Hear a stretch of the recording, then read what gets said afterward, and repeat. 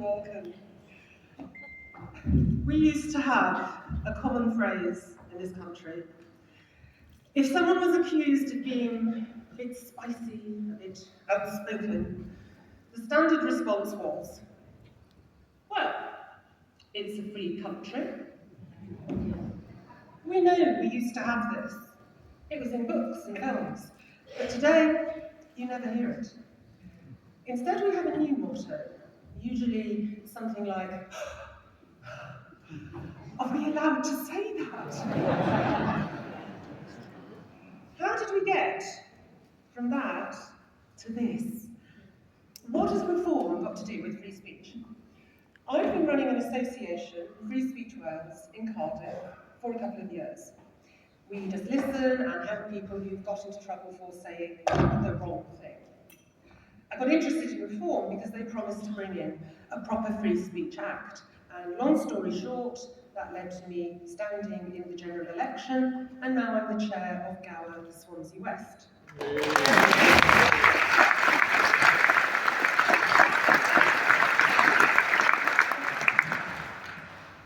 That was unexpected. Now, in January, with my Free Speech hat on, Free Speech Wales had a list of issues that we were concerned about, but we were working on, and things were getting better. The Orwellian idea that the police should go around recording non-crime hate incidents instead of tackling actual crime was on its way out. The College of Policing had changed its guidelines the previous summer, and we should see no more ludicrous cases where, for example, a man was charged for calling a police horse gay. In England, a new law was about to force universities to allow properly free discussions and debates. They would not be allowed to bully researchers or lecturers for going against the narrative, and students would be able to test new ideas and new opinions without fear. Also on its way out was the terribly destructive idea from the transgender movement that any criticism of trans issues made you a literal murderer. But the sight of the rapist, Isla Bryson, in a women's prison was too absurd not to be criticised. Sanity was returning. And then Labour came into power. And it's as if they have my January list and are just working their way down it, ticking off items as they go. They've introduced a bill to ban conversion practices for LGBT people. This means that if someone says they think they might be trans, you can't question that statement, because you might be trying to evilly convert them back to being non-trans. If you do raise questions, you could be prosecuted. So once again, it will be an offence just to talk about trans issues. They've also blocked the new Act for universities, just 1 week before it was to come into force. MPs from all parties had supported this bill through Parliament. English universities have been getting ready, preparing to implement it since 2023. The Free Speech Union in London is taking legal action against the government over this, but who knows how that's going to end. And as for the police, you all know about the recent two-tier stuff. A Tory wife jailed for 31 months for a social media post, or the poor grandfather who hanged himself in prison after shouting at police officers. Make no mistake about it, this government does think that words are violence. And Wales doesn't just have to contend with Westminster. The Senate, run by Labour and Plaid, has made clear that it does not believe in free speech or in a free press. The presiding officer is Ellen Jones. This is the woman who banned GB News in the Welsh Government offices. Ellen Jones, that's who we have in charge. A woman who can't trust or tolerate her own staff watching the wrong television. And Mark Drakeford is back. As finance secretary this time. He showed his true colours during COVID lockdown. In everything else that he did wrong, you may have missed this one, he had children's books taped off in W.H. Smith, in case a child should read a book. Let me tell you this, apart from the miserableness of his action, anyone who can tape off books or ban books is this far from burning them. Yeah. It is shocking.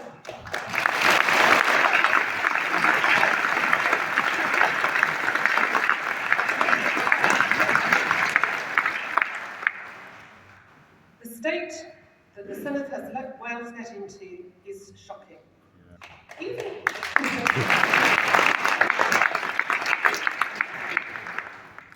It's absolutely shocking.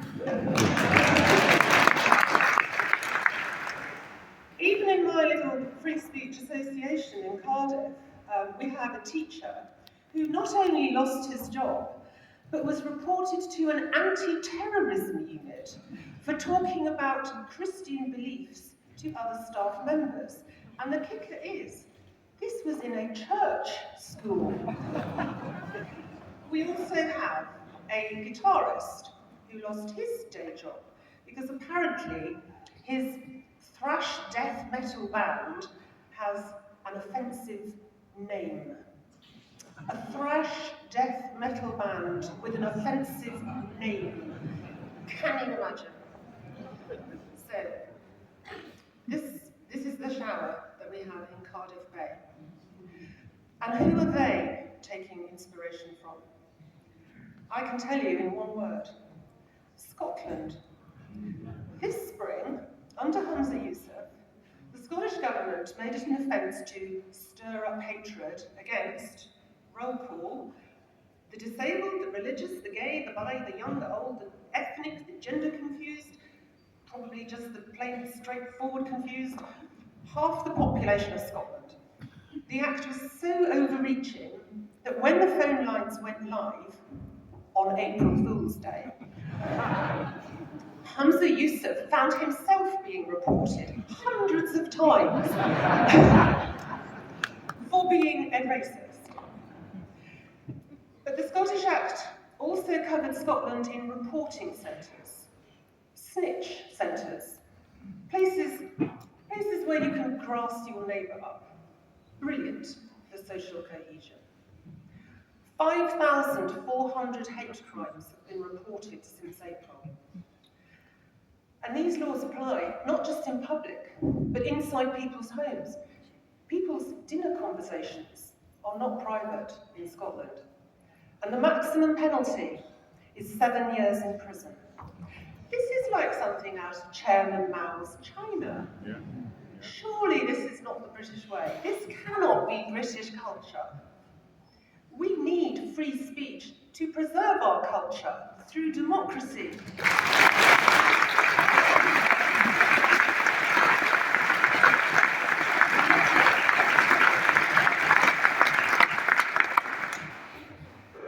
Democracy depends on people voting in a meaningful manner. If they cannot communicate, they cannot do this. If people don't know about trans issues, if students don't realise that information and new ideas are being hidden, if no one knows anything about anything because publishers are afraid to publish and speakers are afraid to speak, and even that bloke in the pub who used to go on about small boats has mysteriously disappeared, we think he might have been arrested for a hate crime, but we don't know because the journalists are all in prison. Nobody can vote meaningfully about anything. This is no way to carry on Western civilization. So what can we do? What force can protect us from this onslaught? Reform.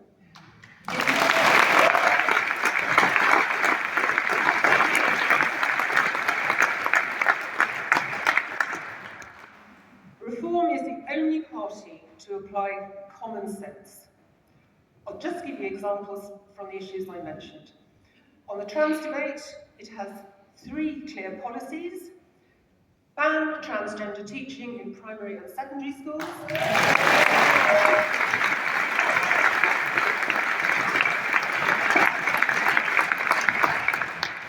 insist on single-sex spaces,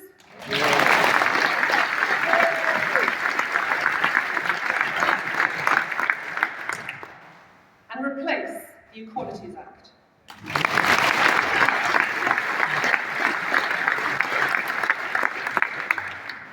That was the act that introduced the idea of protected characteristics, and it has been used to stifle free speech ever since. Reform is also crystal clear on universities. Those that undermine free speech will have their funding cut.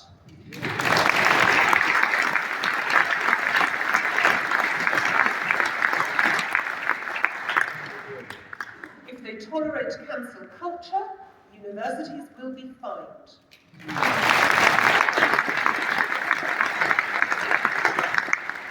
It's pretty much exactly what the makers of the Education Act wanted. Great minds think alike. On hate crimes and policing, reform will shine a light on the whole murky mess. By leaving the ECHR, we can introduce a much clearer, fit-for-purpose, British Bill of Rights designed.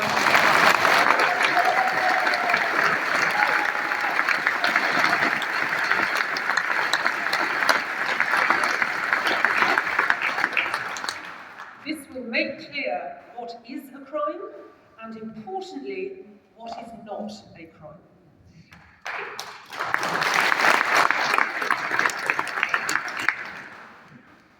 This includes the right to privacy. We will have as few people listening into your private talks as possible.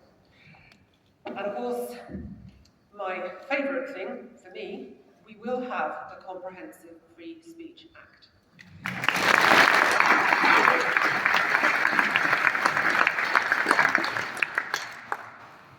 And the final reason that reform is the answer, I think you're going to like this one, it's Nigel Farage.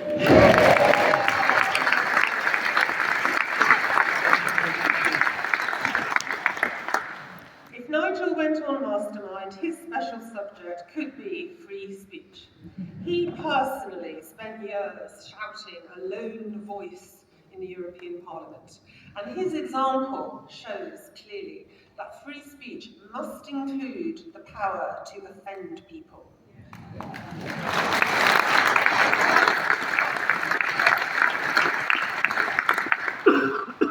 I don't know if anybody else remembers this experience, but the first time I really became aware of Nigel was when I heard him insulting a rather forgettable EU president. I don't know if anybody else remembers the words. You have the appearance of a low-grade bank manager and the charisma of a damp rag. How rude. But how lucky that Herman Van Rompuy did not have any protected characteristics. What if he had? Where would we be now if Nigel had been silenced? What if Brexit had never happened and we'd stayed in the EU and been under Ursula von der Leyen during COVID lockdown? What if Farage, the MEP, had pulled his punches in order to be called polite? Nigel never gave in to such pressures. And there's only one party that does not give in to such pressures. That is Reform UK.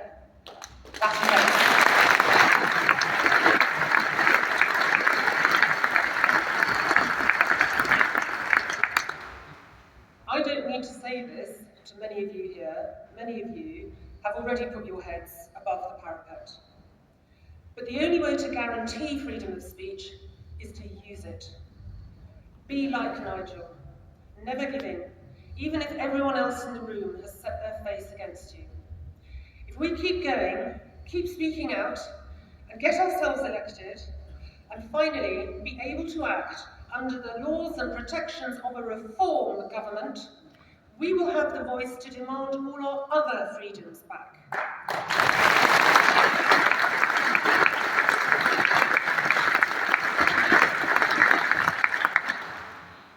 We will our culture for our children, and we will be able to say, this is a free country.